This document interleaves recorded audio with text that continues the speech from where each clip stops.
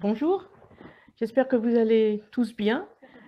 Au bout de ces 8 semaines où nous sommes les uns et les autres isolés, restés chez nous. Et c'est moi, pour cette journée qui vais vous partager une pensée qui est venue sur mon cœur il y a déjà plusieurs jours, voire même 2 semaines. Et j'ai demandé donc à Philippe si je pouvais vous la partager. Et je l'ai intitulée Noé et son confinement. Alors vous allez me dire encore Myriam, il y en a assez de parler du confinement. Et pourtant, je vais vous amener à travers la Bible à voir que c'est bien une pensée de Dieu. Vous savez, ou vous connaissez peut-être l'histoire de Noé. Pour certains, vous la savez, vous la connaissez par cœur. Et puis, pour moi-même, évidemment, Noé, je connais. Je l'ai lu, relu, j'en ai parlé à l'école le dimanche avec les enfants. Et puis, on s'arrête, on va dire presque à survoler, même si c'est très, très, très important ce qui s'est passé au moment de Noé, ce que Dieu a fait avec Noé. Et je vais vous inviter avec moi à aller un petit peu plus profondément dans ce que le confinement de Noé ou la vie de Noé peut m'apporter. Et pourquoi je vous dis que la parole de Dieu elle-même en parle? Eh bien, c'est parce que dans 1 Corinthiens, au chapitre 10, verset 11, il nous est dit « Ces choses leur sont arrivées pour servir d'exemple, et elles ont été écrites pour notre instruction, à nous qui sommes parvenus à la fin des siècles. Ainsi donc, que celui qui croit être debout prenne garde de tomber. Aucune tentation ne vous est survenue qui n'ait été humaine, et Dieu, qui est fidèle, ne permettra pas que vous soyez tentés au-delà de vos forces, mais avec la tentation, il préparera aussi le moyen d'en sortir, afin que vous puissiez la supporter. » Et on voit aussi dans le livre d'Hébreux que l'on parle de Noé. Donc Noé n'est pas simplement un épisode que l'on lit dans le livre de la Genèse, mais on le retrouve plus loin, même dans le Nouveau Testament. Et il nous est dit par la foi, Noé écouta les avertissements de Dieu au sujet de ce qui allait se passer et qu'on ne voyait pas encore. Il prit Dieu au sérieux et construisit une arche dans laquelle il fut sauvé avec toute sa famille. Ainsi, il condamna le monde et obtint, grâce à sa foi, ce que Dieu le considère comme juste. Et Jésus lui-même nous parle de Noé. Il nous est dit dans Luc au chapitre 17, Jésus dit « Ce qui s'est passé du temps de Noé se passera de la même façon au jour du Fils de l'homme. Les gens mangeaient, buvaient, se mariaient, étaient donnés en mariage, jusqu'au jour où Noé entra dans l'arche. Le déluge vint alors et les fit tous périr. » Alors je ne vais pas être là détailler ou analyser l'état de notre société ou du monde dans lequel nous vivons, mais je voudrais aujourd'hui que Noé me serve d'exemple et que ce qui s'est passé du temps de Noé me donne à réfléchir. Juste en introduction, pour le côté un peu humoristique, j'aurais voulu faire cette vidéo dehors, en me disant, bien, je vais être dehors, plutôt, si je veux parler du confinement, je vais me mettre dehors, et je n'ai pas pu, pour des problèmes techniques, technologiques, la connexion ne se faisait pas, donc je suis revenue à l'intérieur, me confiner, mais c'est avec plaisir aussi que je vais vous partager ces quelques pensées. Vous savez, Dieu s'est servi de plusieurs événements. On voit plusieurs cas dans la Bible où Dieu se sert plutôt d'événements pour faire réfléchir l'homme. Je ne sais pas si vous connaissez l'histoire de Jonas qui s'est retrouvé 3 jours, 3 nuits dans le ventre d'un poisson. Vous connaissez l'histoire de Moïse qui, lui, s'est retrouvé au désert, complètement isolé, qui s'est retrouvé aussi sur la montagne avec Dieu. Et on voit aussi l'histoire de Joseph qui s'est retrouvé en prison. Paul, Saul de Tarse à l'époque, qui s'est retrouvé aveugle et aussi pendant plusieurs jours sans pouvoir, en étant complètement aveugle. Et ça a permis, on voit que ça a permis à chacun de réfléchir. Et c'est ce que Dieu veut que nous fassions dans ce temps-là, que nous réfléchissions. Alors on va parler, pour commencer, bien avant le confinement de Noé. Dans Genèse au chapitre 6, il nous est dit « Mais Noé bénéficiait de la bienveillance du Seigneur, et aussi le Seigneur dit à Noé « Entre dans l'arche, toi, ta famille, car j'ai constaté que tu es le seul parmi tes contemporains à être juste. Et Dieu dit, mais j'établirai mon alliance avec toi. Tu vas entrer dans l'arche avec ta femme, tes fils et tes belles-filles. On voit que Dieu avertit Noé. Dans Hébreu, il est repris, puisque je vous ai dit tout à l'heure que Noé, on le voit du début à la fin de la Bible, carrément, quasiment. Il nous est dit dans Hébreu, par la foi, Noé écouta les avertissements de Dieu au sujet de ce qui allait se passer et qu'on ne voyait pas encore. Et ce texte qui va suivre, cette parole me marque, il est marqué, il prit Dieu au sérieux et construisit une arche dans laquelle il fut sauvé avec toute sa famille. Voilà. Alors Noé a eu le temps de construire. Il a eu le temps de mettre la nourriture de côté. D'ailleurs, Dieu lui avait dit, procure-toi toutes sortes de vivres, fais-en des provisions pour que vous ayez de quoi manger, eux et toi. Et Noé, pendant tout le temps des préparatifs, je pense qu'il a dû avoir des réunions, comme nous on fait des réunions de travail, des discussions, des partages de tous ses projets avec ses fils, avec sa famille, avec sa femme, et entre autres aussi avec ses belles-filles. Et tous ceux qui étaient autour de lui, ses fils, sa femme, ses belles-filles, ont dû entrer dans le projet que Dieu avait prévu pour eux. Il a fallu aussi qu'ils l'acceptent. Et ça, c'est quelque chose qui est très important aussi dans une période comme celle que l'on vit. Accepter ce que Dieu avait prévu, croire et donc entrer dans ce projet. Et pour nous, on pourrait dire, on n'était pas avertis. On ne savait pas que ça allait nous arriver. Comment on pouvait imaginer une telle chose? Et pourtant, est-ce que vous voulez venir avec moi, toujours dans la Bible? Et il nous est dit dans Matthieu, au chapitre 24, et ça c'est dans ce texte-là, c'est Jésus qui parle, Matthieu 24, verset 6, où Jésus dit, vous allez entendre parler de guerre, de rumeurs de guerre. Ne vous effrayez pas, il faut que cela arrive, mais ce ne sera pas encore la fin. Car on se dressera peuple, royaume contre royaume, il y aura des famines, des tremblements de terre en divers lieux. Tous ces événements seront comme le commencement des douleurs de l'accouchement. Et ensuite, Jésus parle aussi de persécution, on vous mettra à mort, les populations vous détesteront. Et aujourd'hui, on voit comment aussi l'église de Mulhouse est pointée du doigt, et même les évangéliques sont plus ou moins, même beaucoup, pointés du doigt. En ce temps-là, beaucoup abandonneront la foi, ils se trahiront, se haïront les uns les autres.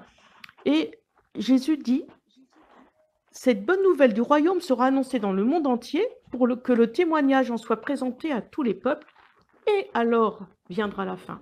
Alors ce que l'on vit, on l'a déjà entendu, ce n'est pas la fin, c'est un événement que Jésus a parlé, Jésus nous a avertis.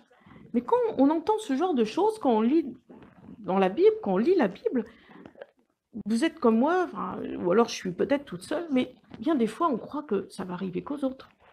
Jésus termine, oui, ok, c'est pour les pays pauvres, en Afrique, en Inde, il y a des endroits, oui, où il y a la famine.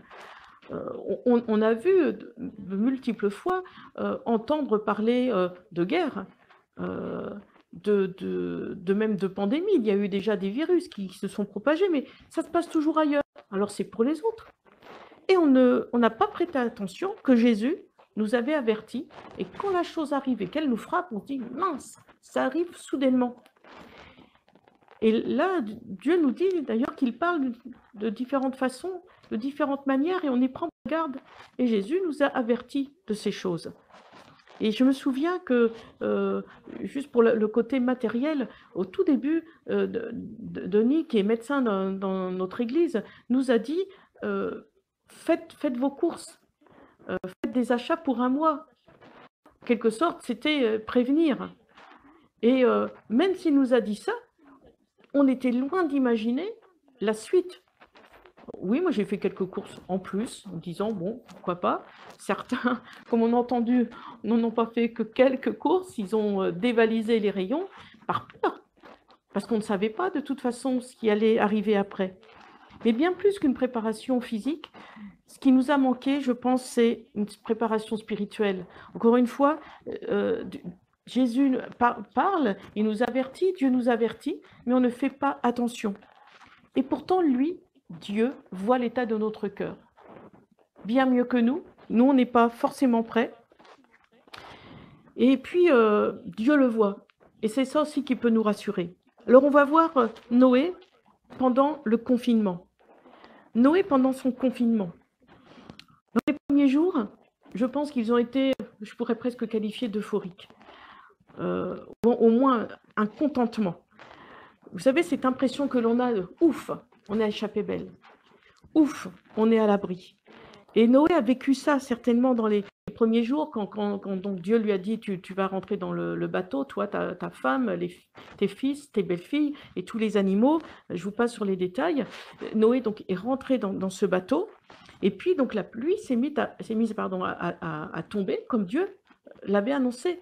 Et ce n'était pas un petit crachat, hein, c'était une pluie violente. Il est marqué aussi que toutes les eaux de dessous, donc vous savez, comme les nappes phréatiques, les torrents, les eaux ont submergé tout. Imaginez-le dans le bateau, entendant le bruit extérieur de la pluie, mais il se sentait à l'abri. Et c'était certainement un sentiment mitigé qu'il avait. Malheureusement, il a dû entendre aussi au tout début les cris d'appel au secours de ceux qui n'avaient pas cru à ce qu'il annonçait. Et les gens ont dû appeler au secours. Il a entendu ces bruits, il a entendu ces cris, mais il avait il était rassuré parce qu'il était à l'abri. Dieu l'avait mis à l'abri. Juste entre parenthèses aussi, Noé n'était pas du tout marin. Pour vous dire, Noé était agriculteur, certainement qu'il a élevé quelques troupeaux, des chèvres, des moutons, mais il n'était pas du tout marin. Vous savez très bien que la pluie, il ne l'avait jamais vue, aucun bateau n'avait été construit, c'est le premier bateau qui a été construit, c'est ce qui a fait d'ailleurs se moquer certainement ses contemporains. Et pour nous-mêmes, on a vécu un petit peu ces choses-là au début. On nous a demandé de rester chez nous. C'était rassurant. On a entendu autour de nous tellement de discours alarmants. On a vu des images dramatiques, des gens qui mouraient, des gens donc en réanimation. Et tout ça, ça nous a amené à la crainte.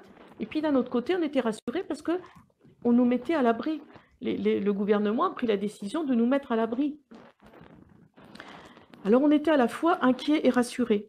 Et puis, je ne sais pas comment c'était pour vous, mais en tous les cas, me sont revenus, moi, à l'esprit, ces versets très rassurants.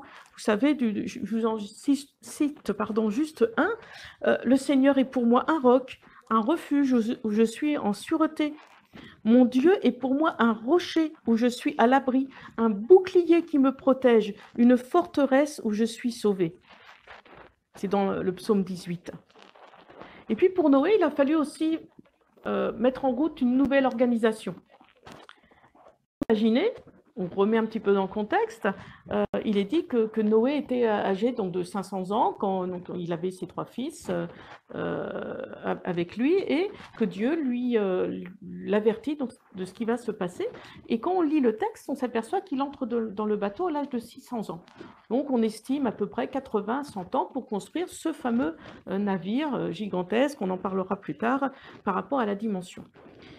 Et donc, il partait, on va dire, le matin, du matin au soir, il partait, couper le bois, construire le bateau, et ça n'a pas duré une journée, ça n'a pas duré 2 journées, une semaine, ça a duré des mois, des années. Alors, pour faire à peu près une équivalence, on pourrait dire, étant donné que Noé a vécu des centaines d'années, plus de 900 ans, on pourrait équilibré en faisant un dixième, comme les hommes aujourd'hui qui vivent 80-90 ans. Alors on pourrait dire, allez, c'est comme si que la construction du bateau aujourd'hui aurait duré 10 ans. Mais c'est comme une femme qui voit son mari partir travailler, il peut partir à la journée, à la semaine, et puis d'un seul coup, Madame Noé s'est retrouvée avec son mari. Et il a fallu réorganiser un petit peu aussi son quotidien. Vous savez, certains, quand ils se retrouvent à la retraite, on dit toujours c'est un réapprentissage du couple. Il faut réapprendre à vivre ensemble. Quand le mari ou l'épouse allait travailler à la journée, et c'est pas pour les quelques heures le soir, des fois c'est 2-3 heures le soir que l'époux et l'épouse passent ensemble, c'est pas une vie à la journée. Et les vacances, des fois, permettent de se retrouver, comme on dit. Et quand arrive la retraite, eh bien, c'est un peu une redécouverte.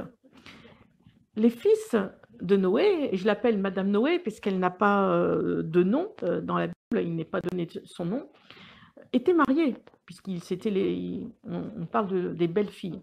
Et en général, quand un jeune homme, un fils quitte la maison pour se marier, il est avec sa femme. Donc les fils de Noé et de Madame Noé étaient mariés, donc ne vivant pas avec les parents. Et puis d'un seul coup, ils se sont retrouvés ensemble, avec une habitation nouvelle. Il est fort probable, c'est sûr, que Noé et ses fils vivaient sous tente. C'était un peu des nomades, même s'ils restaient sur place pour cultiver. Et là, d'un seul coup, ils se sont retrouvés entre 4 murs, on va dire, de bois, dans un caisson de bois. J'ai intitulé ça T2, T3, T4, un mobil-home, je ne sais. En tous les cas, je suis sûre que Noé avait bien aménagé intérieurement les choses pour qu'ils aient aussi un espace. Mais imaginez quand même, ils se sont retrouvés, comme nous, confinés, en changeant complètement leur manière de vivre. Ils ont dû apprendre ou réapprendre à vivre à 8. Et pour nous, c'était un peu pareil. Certaines familles se sont recomposées, se sont retrouvées. Vivre à 8, nous, on a eu l'habitude, on avait 6 enfants à la maison. Je peux concevoir ce que ça fait. Ça fait du monde, ça bouge, surtout quand les enfants sont en bas âge. Là, bon, ils étaient un peu plus vieux, mais pour les familles qui se sont retrouvées avec les enfants, il y a dû avoir du mouvement à la maison. Et il a fallu apprendre ou réapprendre à vivre ensemble. Et puis là, au lieu de voir le mauvais côté des choses, je pense que Dieu nous a certainement amenés, et si ça n'a pas été le cas pour vous, je vous invite même au bout de 2 mois à réfléchir à ce que Dieu nous dit dans sa parole. Dieu vous a choisi, vous lui appartenez, il vous aime.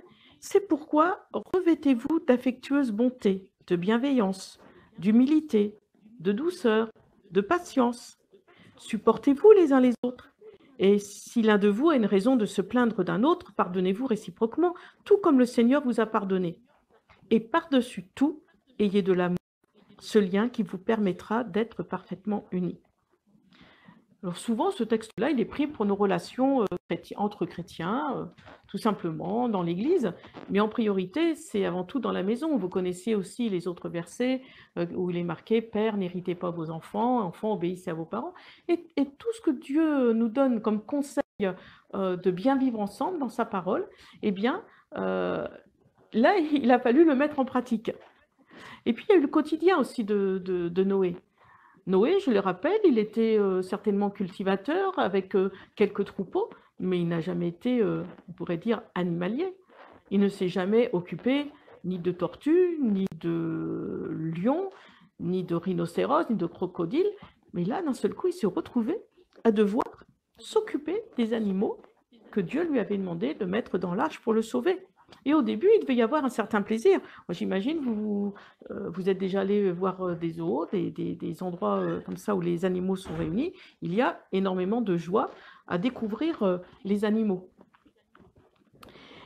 Et au début, Noé devait être très content, sa famille aussi, je pense, les fils, les belles-filles devaient se réjouir de la nouvelle occupation. Alors, le premier jour, c'est sympa, le deuxième, etc. Mais imaginez que les jours se sont mis les uns après les autres, et il a fallu continuer dans ce nouveau quotidien. Et puis nous, on a eu la même idée, on va dire aussi, les premiers jours. On était un petit peu euphorique, on s'est dit on va commencer à faire ça, on va faire du tri. D'ailleurs, merci Raphaël pour tes précieux conseils que tu nous as donnés l'autre fois à la réunion Meetup. On va ranger, on va faire quelques travaux, et puis tout le monde s'est activé, et avec une belle euphorie, un bel enthousiasme, et puis on s'est mis un programme, on va faire ci, on va faire ça. On ne savait pas combien de temps allait durer le confinement, mais en tous les cas, on était contents. On a pris ça du bon côté pour les premiers jours. Et en troisième organisation, je dirais que Noé aussi, il a dû avoir son organisation spirituelle. Noé était un homme dont on ne connaît pas le passé. On le découvre soudainement dans la Bible. Et là, soudainement, on a tout un pan de vie, de sa vie, qui va se dérouler sur plusieurs chapitres. Et pourquoi Noé obtint, comme il est marqué dans la Bible, obtint la faveur de l'Éternel? Pourquoi? Il est juste marqué, voici l'histoire de Noé, qui était père de 3 fils, Sem, Cham ou Cam et Japheth. Noé était un homme juste, intègre parmi ses contemporains, il vivait en présence de Dieu.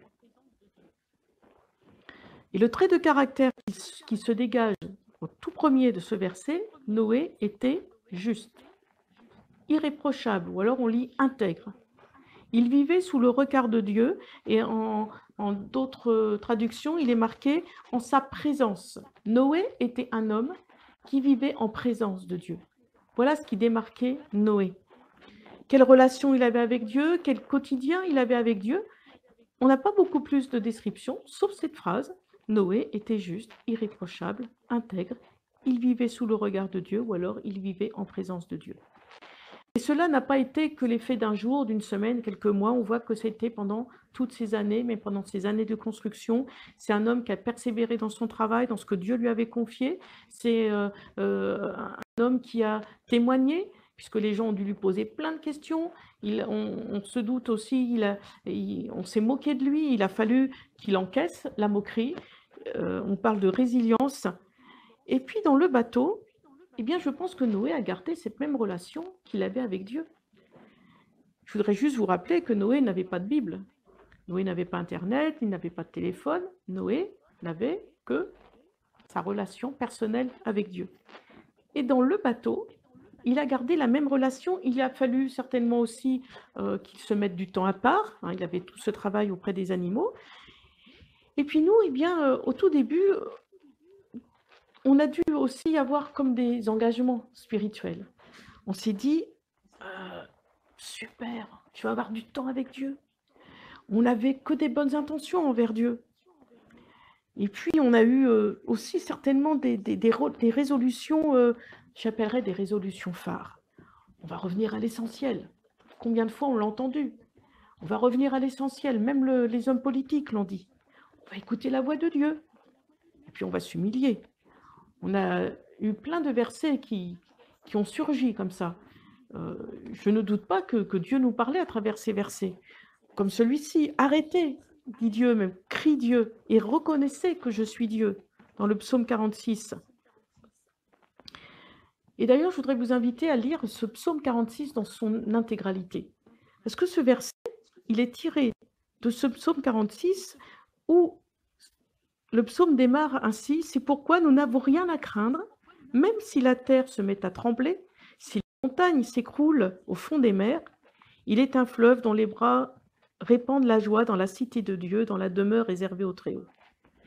Et puis ainsi se poursuit ce psaume, des peuples grondent, les royaumes s'ébranlent, Dieu donne de la voix, la terre vacille. Et on a là, oui, ce verset où Dieu dit, arrêtez, crie-t-il, et reconnaissez que je suis Dieu. Je domine les peuples, je domine la terre, le Seigneur de l'univers est avec nous. Alors pourquoi Dieu voulait que l'on s'arrête? Pourquoi Dieu a permis que l'on s'arrête? Ça n'a pas duré qu'un jour, une semaine. Pour Noé, pendant 40 jours, la pluie est tombée, il y a eu donc tout ce bouleversement. Et nous, on a commencé à voir aussi les jours, les semaines. Et il y a eu certainement aussi les premiers accros, aussi bien chez Noé que chez nous. Le confort n'était pas si agréable que ça. L'ambiance n'était pas si belle que ça, si bonne que ça, jour après jour. Des fois, on dit au début, tout est beau, puis après, ça se dégrade. L'extérieur, de toute façon, il n'y avait rien, et plus personne ne pouvait dire quoi que ce soit parce que malheureusement, ils étaient morts. Mais le bateau, lui, continuait de balloter. Il devait être aussi quand même déstabilisé. Et mettez-vous quand même à la place de Noé où il n'avait rien. Dieu ne lui avait rien dit pour ce qui allait se passer après. La seule chose que Dieu lui avait dit, entre dans le bateau, je vais faire pleuvoir pendant 40 jours et 40 nuits. Et puis nous, c'était un peu pareil. Alors, les médias nous ont donné des informations, le gouvernement. Puis l'ambiance n'était pas toujours terrible, pas toujours au top. Vous vous rappelez, l'autre fois, je vous ai parlé d'odeur de mort, odeur de vie. Autour de nous, l'odeur qui flottait, même qui flotte encore, est pas très agréable. Hein. Noé, il était au milieu de ces animaux, ça devait pas être non plus très, très, très agréable. Et sont venus forcément à notre esprit les premières questions. Dieu, pourquoi? Pourquoi?